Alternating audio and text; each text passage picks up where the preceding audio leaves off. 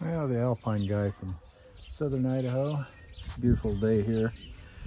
Gonna have some 70-degree weather for today and maybe tomorrow, so we're gonna go ahead and get the gonna pull the tires off one by one and pull the brake hubs off, clean the brakes, get the dust and stuff out, check the brakes, and clean the inner and outer grease seals, repack them, put in a new rear grease seal. And a quick look here at the suspension. You can see the old grease from last year. We'll clean all of that off and we'll put some new grease on. And we'll use the phone here and take a closer look up at the welds on the rear spring hanger. Make sure that they look okay.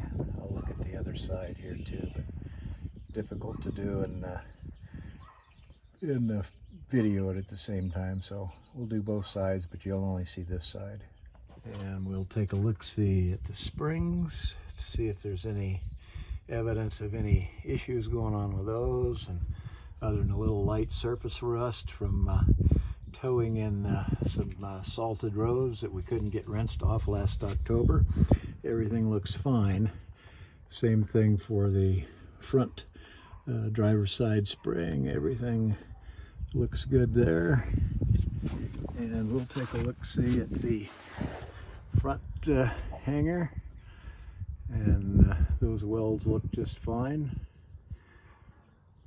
Don't see any issues. And so now the process of cleaning everything up, some grease on it, and might get a little can of black spray paint out and a wire brush and brush off these springs just a little and throw a shot of paint on there just to make them look good. Surface rust doesn't hurt anything. The tires are the Salem S637 series. I'm running the ST235 by 85 by 16, the 14-ply tire. And this will be our third season of use with these tires. And we'll take a look at the tread depth and tread wear pattern. And as you can see, this is the inside rib.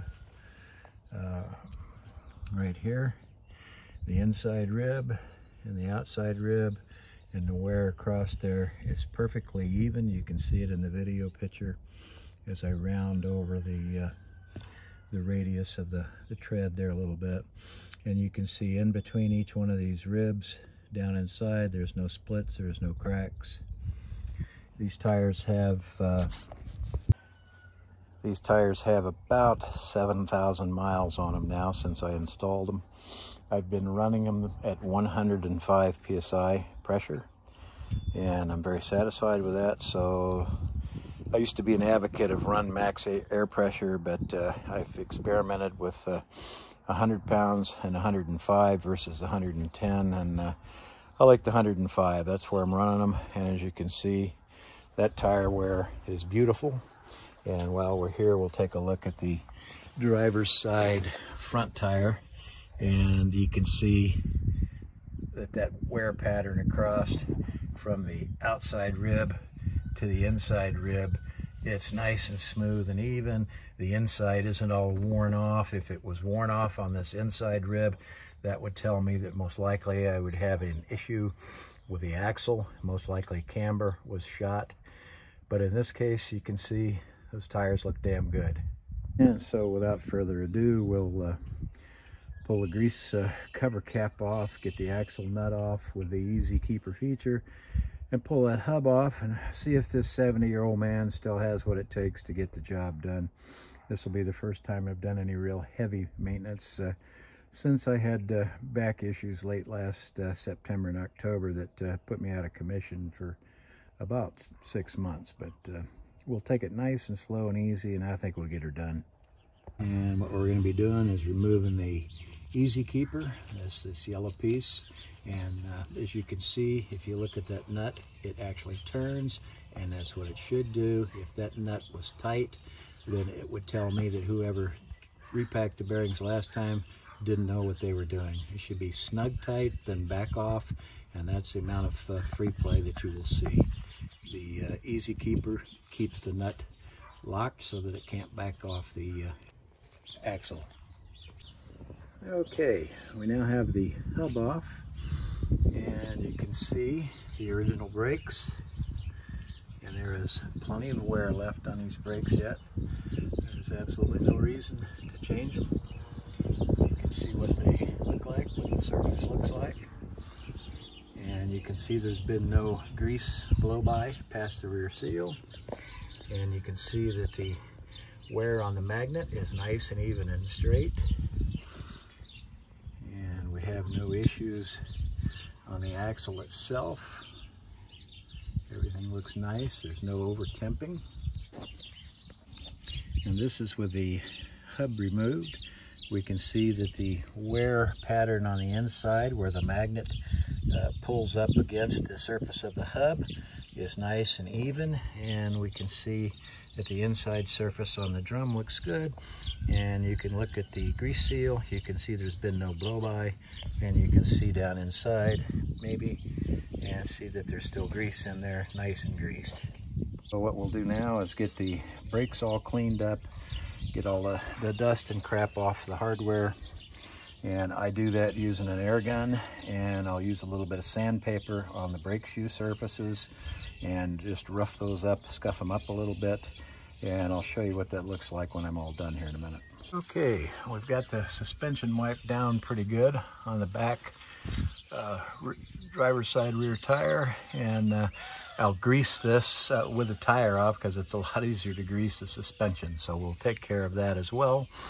And what I'm going to do now is I'm going to lightly clean off the glazing on these brake shoes, and what I do is I use 150 grit sandpaper, and as you can see, we just take this and rough up the surface a little bit, not really putting a lot of pressure, just enough to break the light glaze off of these. And I'll blow this off here in just a second with an air hose and show you the difference. Okay, we'll go ahead and blow this off.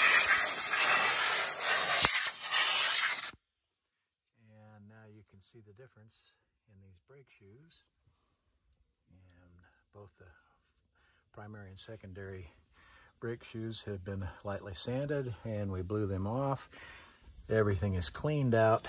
I use a brush to work in there along with my air hose, and a lot of people they'll say, oh, you're gonna inhale asbestos, and well, they don't use asbestos in brakes anymore, and I simply hold my breath for a minute while I'm using the air gun, blow everything away, let it settle, and then I breathe just like a normal human being. You can also see the spindle looks real good. There's no evidence of overheating at all. And so we've got this all ready, and then now what we've got to do is tackle getting the inner bearing out of that hub. We already have the outer bearing out. And when I get done here cleaning these, I'll show you what these bearings look like. Now what I'm going to do is pop out the rear grease seal on the hub so that I can get the inner grease bearing out. Now, a lot of guys, they go spend money on a lot of tools because they got money to burn, I guess. Me, I'm old school. I've always done it with a big heavy screwdriver or a pry bar like you see, and a block of wood and a hammer. And so what I'm doing is using the wood for a little leverage. The large screwdriver is inserted up underneath the grease seal, and I'm simply going to pop the end of this a couple of times, and then I'll show you the grease seal removed.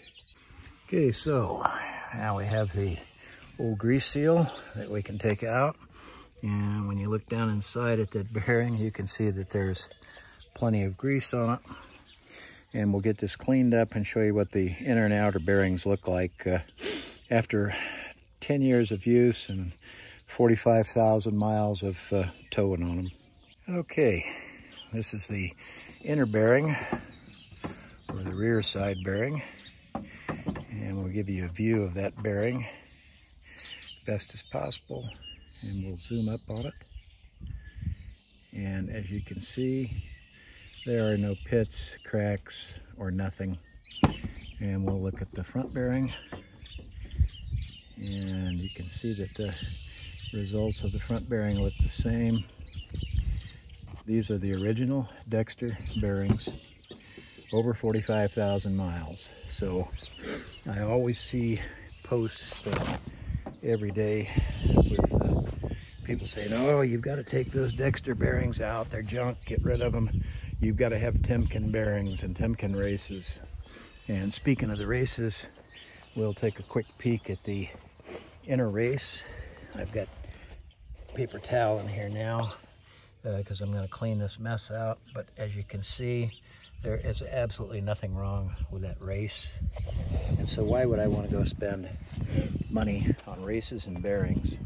And when it comes to the grease seals, I order a set of 4 off of Amazon, and I have been using the same brand now for, I don't know, 7, 8 years now.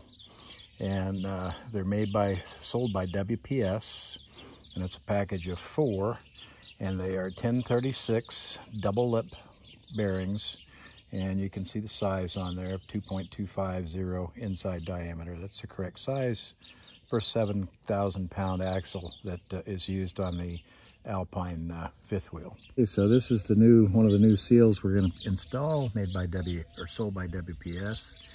And you can see the double lip right down inside there. And we'll flip the seal over, and hopefully we can get a good focus. And now you can see where my thumbnail is at, the double lip on that seal. Yeah, the lighting's not real good, but there we go. Now you can see that double lip on there, and that's what keeps the grease inside the bearing hub area so that it doesn't all blow out all over your brakes. And a lot of guys are adamant that you've got to have Temkin grease seals. Well, there's proof in the pudding. I've been using these WPS bearings. They're about $12.95 for a package of 4. Been using them for 8 years. I've never had any grease blow by on any of the 4 rear seals. So this is the outer bearing. It's cleaned and packed and ready to install once I get the hub back on. And then we'll go over here and take a look at the inner bearing that I have seated down inside the race of the hub. And now we're going to take the new seal, and we're going to set the seal on here like so. And some guys advocate using Loctite on the edge of the new seal when they install it. I don't, and I never have, and I never will, but it's your personal choice. But I'll use a block of wood.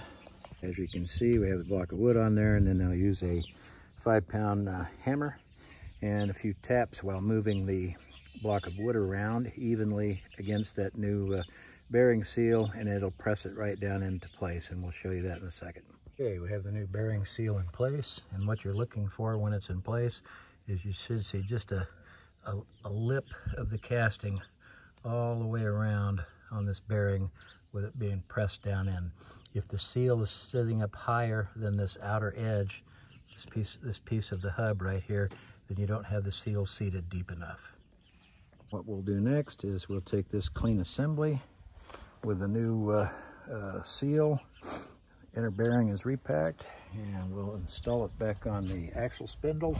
We'll put the outer bearing in, the washer, the nut, and we'll hand tighten down using a pair of water pump pliers, as you see right here. Hand tighten the nut down, and then back the nut off till it's loose, and then finger tighten it, and then we'll put the easy keeper on, and we'll show you the finished process here in just a minute. Okay, so we have the hub on, we have the outer bearing in, the washer, and the nut is there. And we'll spin this hub a few times. We can see that grease mixing in nicely. And then now we're going to take a pair of water pump pliers, and what we're going to do is tighten this down. Trying to do this left-handed is awkward for me since I'm right-handed, but we're going to tighten this down as tight as we can. Yeah, I had to lay the camera down because I'm just not coordinated enough to tighten that left-handed. So now we've got that nut tight, and then we're going to back the nut off like so to where we can move it with our fingers, and then we're going to finger tighten that nut. We'll spin the hub just a little bit, back it off, and again, we're finger tight. And then now I'm going to put the easy keeper in place, and that's what retains the nut, and we'll show you that when we're done. So it's very important that you install the axle nut properly. If you tighten this thing down and torque it down, you're going to over torque those bearings, and what's going to happen is you're going to burn up a wheel bearing when you're going down the road. Conversely, if you don't get this snug enough, in other words, finger snug like so, it's going to be too loose, and you're going to have wobble in the wheel hub to the bearings to the axle spindle, and you're going to have bearing issues, and you're also going to have tire wear.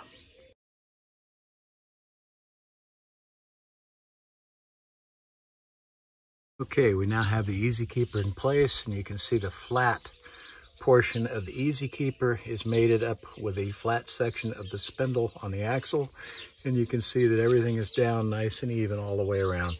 And so this will prevent the nut from backing out since it's properly installed. And then all we need to do is put the dust cover back on, and then we'll put the tire back on if this old man can lift it. And then we'll snug the lug nuts and then lower the tire down to get the weight on it. And then we'll do the 3-step torque using a torque wrench.